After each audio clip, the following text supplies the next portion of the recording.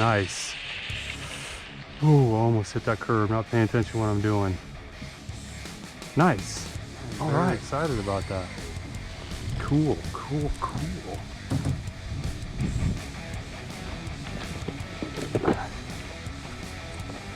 Yeah, it's been raining quite a bit here in Georgia, so that's usually what it does in the wintertime. So I've been working on making bodies.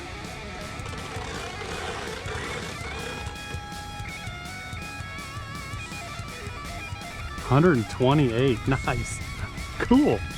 I am so tickled by this. Finally. All right, guys, I'll just show you. This is my EPX.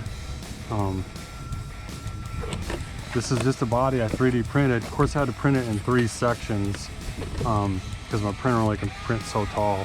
And kind of bolted it together with these side wings, and then put some tape across there to keep it from catching on the edge there. But yeah, this is just my EPX. I'm just running a 4S LiPo.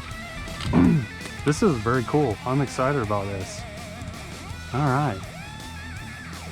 My first successful 3D printed body. Too cool. Hope you enjoyed it, guys.